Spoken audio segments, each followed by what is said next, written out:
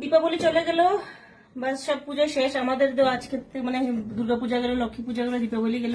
এই বছরে মনে হয় আর কোনো পুজো নেই আমাদের, মানে আমাদের হিন্দুদের। যাই হোক, এবার সবকিছু তাড়াতাড়ি শেষ হয়ে গেল, তাই না? তো যাই হোক, তো কিছু ব্লগ টক ভিডিও দিতে পারছি না এই ব্যস্ততার কারণে। জানি তো যারা বাইরে আমরা কাজ করি তাদের অল্প টাইম ভিডিও করার দিতে গেলে টাইম দিতে পারি না, এই আর কি। এখন এসে আমি রান্না করতে, কি রান্না করব দেখি। তো প্রথমে দেখি আমি ফ্রিজে আছেটা কি। হ্যাঁ, আমি এখানে রেখেছিলাম মাংস। তো এটা আমি আজকে রান্না করব না, দেখো চিকেন রেখেছিলাম এখানে। এই চিকেন রান্না করব নাকি মাছ রান্না করব আমি এটা বুঝতে পারছি না। এখানে রয়েছে মাছ, এটা মাছ। এখন দেখা যাক কি রান্না হয়। এখানে রয়েছে মাছ,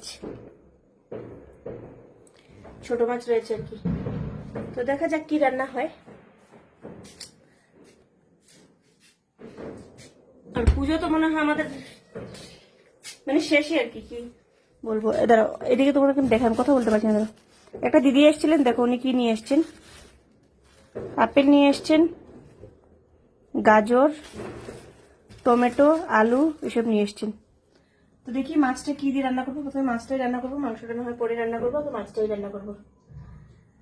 তো ভিডিওটা করার উদ্দেশ্য হলো, আমি তো কোনো ভিডিও দিতে পারছি না, সেই সব প্রবলেম এলো। কালকে থেকে আবার রেগুলার হবো। আমার তো এরকম মাঝখানে যদি 3 দিন রেগুলার হয়, আমার কিছু আর মানে ইরেগুলার হয়ে পড়ি। তো চলো সবাইকে শুভরাত্রি। এখন তো রাত্রি হয়ে গেছে, শুভরাত্রি। রান্না বান্না করে খেয়ে ঘুমিয়ে থাকবো। টাটা সবাই।